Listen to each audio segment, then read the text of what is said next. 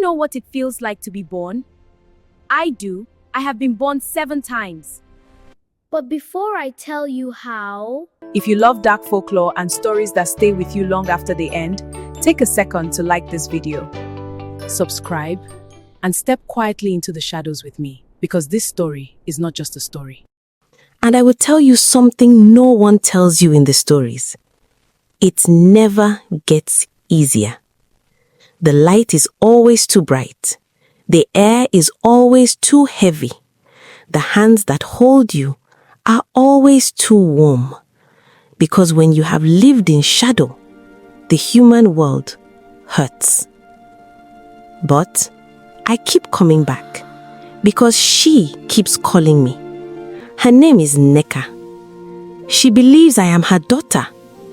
She does not understand that I belong to the space between worlds, that I am Ogbanje, a spirit child, born, loved, dead, return.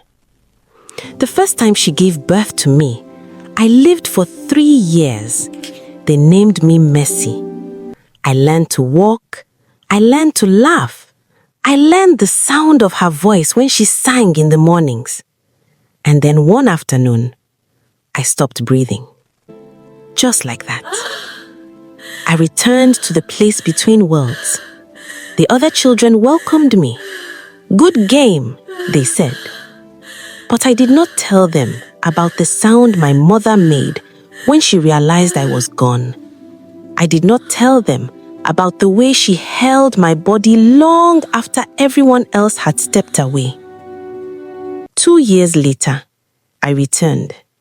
This time around, I came in a different body. She was still my mother. They named me Cynthia. This time, I stayed 4 years. I spoke, I ran, I called her Mama. Yes, my dear. That was my mistake. I picked some flowers Because leaving became harder. Thank you. You're so But sweet. I left anyway. The third time, I stayed almost 5 years, long enough for Hope to return to the village, long enough for my mother to laugh again, long enough for everyone to believe the curse had been broken. But I remembered who I was, and I left. After the third burial, my father told my mother he would take another wife. He needed living children. He could not keep burying them. My mother did not cry. She did not beg. She said only one thing. I will break this curse. And that was when everything changed. Where I come from is not heaven, not hell. It is something older. We are bound by an ancient pact. The first Ogbanje warned me once. Stay too long in the human world and you will become trapped. Neither spirit nor human. Neither alive nor dead. When my mother became pregnant a 4th time, she went to a powerful dibia. And for the first time, someone saw me. Before I was born, she tried to bind me. The first Ogbanje gave me my iyi-uwa, a spiritual anchor. As long as this remains hidden, they said, you may come and go as you please. So I hid it. Not in the ground, not in the forest, not in the house. I hid it inside Mama's heart. When I turned 2, the ritual began. Drums, smoke, chanting. They demanded to know where I had hidden my iyi-uwa, and I broke. Inside Mama's heart. Silence. If I left, her heart would stop. If I returned to the spirit world, she would die. So for the first time in 7 lifetimes, I stayed. Years passed.